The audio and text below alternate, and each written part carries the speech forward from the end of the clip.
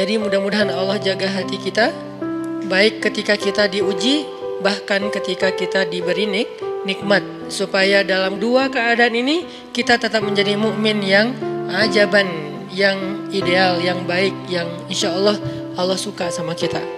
Kalau diuji sabara fakana khairallah, kalau diberi nikmat syakara fakana khairallah.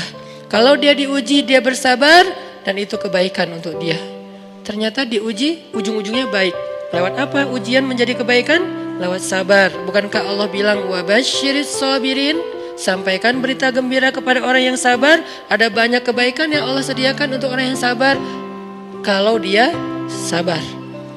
Dan kalau diberi nikmat syakara, kalau diberi nikmat dia bersyukur, fakana khairallah.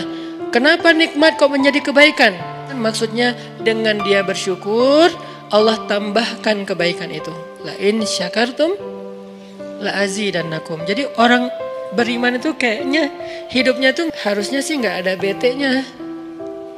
Hidupnya tuh nggak ada istilah, aduh hari ini gue kayak rugi banget nih. Nggak ada orang yang beriman rugi. Kan hidup kita tuh di antara dua itu kan. Cuman varian ujian itu aja macam-macam. Varian ujian itu misalnya kalau di surat Al-Baqarah Allah menyebutkan 3 varian ujian kan. Ba'sa, dharra, zulzilu. Ujian fisik, ujian harta. Harta ini termasuk karir, kerjaan, usaha, bisnis. Dan ujian zulzilu, ujian perasaan, termasuk diputusin, atau orang yang dekat sama kita jadian sama yang lain, atau mungkin di unfollow oleh ya gitu deh. Saya kalau udah ngebahas bab ini agak gimana gitu. Jadi 3 varian ini masuk kategori apa? Masuk kategori ujian. Tetap aja 2. Kalau nggak ujian nikmat. Antara 2 itu nih. In asabathu sarra syakara wa in asabathu dharra sabara. Udah gitu aja. Dan nanti bahkan sampai ayatnya gini. Alladzina yunfiquna fis sarra'i wad dharra. Orang yang tetap beramal soleh lewat hartanya dalam keadaan dia berkelebihan atau dalam keadaan dia kekurangan. Itu mukmin, keren banget gitu. Dia tuh nggak pernah kehilangan kesempatan berbuat baik.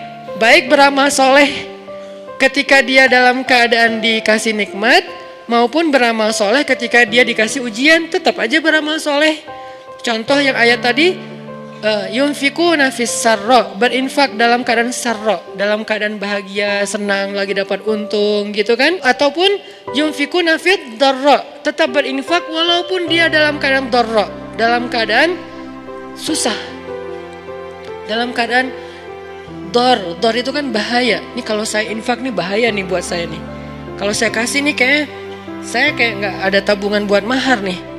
Kalau saya kasih ke dia, terus saya gimana? Gitu kan? Ini dor banget nih, bahaya banget nih. Tapi dia tetap berinfak. Siapa yang mencontohkan hal seperti itu? Selain pastinya Rasulullah udah nggak diragukan lagi.